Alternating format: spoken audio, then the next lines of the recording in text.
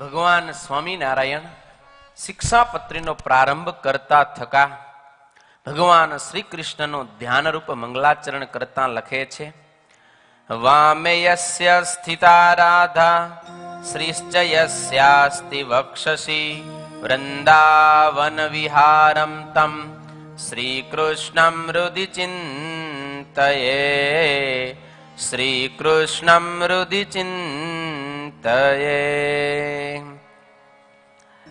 ભગવાન સ્વામિનારાયણે શિક્ષાપત્રી લખી એને સંસ્કૃતની અંદર સતાનંદ સ્વામીએ જે પદ્યાત્મક રચના કરી છે એનું સદગુરુ પંડિત વર્ય નિત્યાનંદ સ્વામી ગુજરાતી ભાષાંતર કરેલું છે, જે સત્સંગની અંદર બહુ પ્રસિદ્ધ છે. તો આપણે પ્રત્યેક શ્લોકનું એ જે નિત્યાનંદ સ્વામી કૃત ગુજરાતી ભાષાંતર છે એ જ લેતા જશું.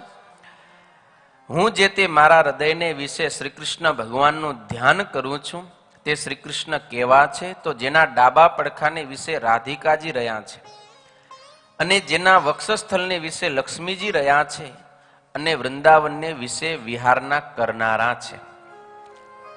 આવી રીતે મંગલાચરણ કરેલું છે. વાલા ભક્તજનો, મંગલાચરણ છે ને એ પણ એક બહુ સમજવા જેવો ટોપિક છે.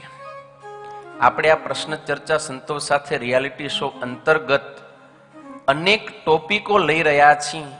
તો આજે આપણે થોડીક અહીંયાને મંગલાચરણ ઉપર ડીપલી ચર્ચા કરશું કે મંગલાચરણ એટલે શું, મંગલાચરણ શા માટે કરવું જોઈએ, મંગલાચરણ કોનું કરવું જોઈએ, મંગલાચરણ ક્યારે કરવું જોઈએ અને મંગલાચરણ કેવી રીતે કરવું જોઈએ.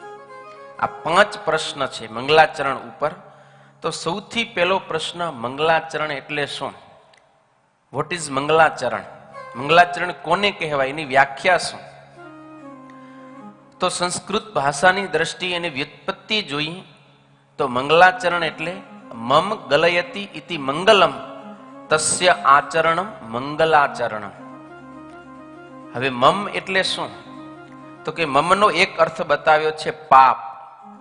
મમ નામ પાપમ ગલયતિ ઇતિ મંગલમ તસ્ય આચરણ મંગલાચરણમ. મમ એટલે પાપ, જેનું આચરણ કરવાથી આપણો પાપ નાશ પામી જાય એવી જે ક્રિયા એને કહેવાય છે મંગલાચરણ. એટલે મંગલાચરણ કરવાથી આપણો પાપ નાશ પામે છે. મમનો બીજો અર્થ બતાવ્યો છે જીવ. મકારો જીવવાચક. મકાર છે જીવનો વાચક છે અને આપણે જે જીવાત્મા છીએ ને એને આપણે અહમ, હું એ શબ્દથી આપણે જાણતા હોઈએ છીએ કે હું હતો, મેં આ કર્યું, હું જઈશ, હું આવીશ, સમથિંગ વગેરે. તો હું એ જીવવાચક છે. અહમ, અહમને બીજો અહંકાર પણ કહેવાય છે કે વાતની અંદર આપણે હું આમ કરીશ, મેં આમ કર્યો તો એ મમ ને અહમ બંને છે એ અહંકાર વાચી શબ્દ છે.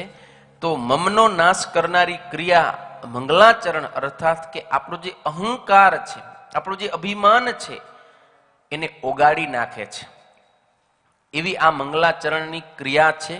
એટલે કે અભિમાનને ઓગાળી નાખવાની જે ક્રિયા કરવી એને કહેવાય છે મંગલાચરણ. પાપને નાશ કરવાની જે ક્રિયા કરવી એને કહેવાય છે મંગલાચરણ. એટલા માટે આપણે અહમ ભાવ ભૂલી જવાનો છે, હું ટાળી નાખવાનો છે. ચાહે વક્તા હોય કે શ્રોતા હોય, વક્તાએ પણ કથા કરતા સમયે હું નથી બોલતો, સ્વયં પરમાત્મા જ મને માત્ર માધ્યમ બનાવી અને બોલી રહ્યા છે. આવી એક વક્તાએ શુદ્ધ પરમ ભાવના રાખવાની છે. જેમ કે આ માઇક છે એને ક્યારે એવું મનમાં નથી થતું કે હું બોલું છું, થાય છે. એમાં વક્તાએ પણ ક્યારે એવો ભાવ ન લઈ આવવો જોઈએ કે હું બોલું છું. આપણા હૃદયસ્થ પરમાત્મા આપણને વાણીની અંદર પ્રેરણા આપનારા છે, એ પરમાત્મા જ બોલી રહ્યા છે.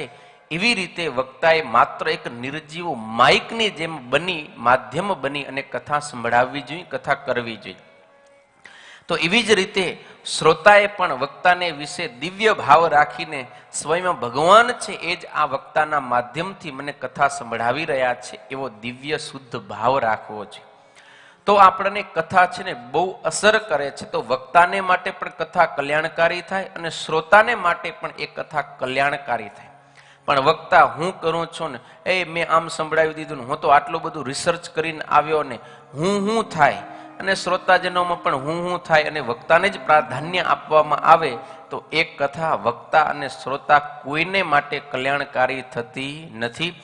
એટલે આપણે શાસ્ત્ર છે શ્રીમદ શિક્ષાપત્રી અર્થદીપિકા ટીકા, એના કરતા સતાનંદ સ્વામી છે, મૂળ લેખક ભગવાન સ્વામિનારાયણ છે. તો એમનું જે કંઈ છે એ જ આપણે અહીંયાને માત્ર માધ્યમ બની અને ગાઈએ છીએ અને સાંભળીએ છીએ. તો આને કહેવાય મંગલાચરણ.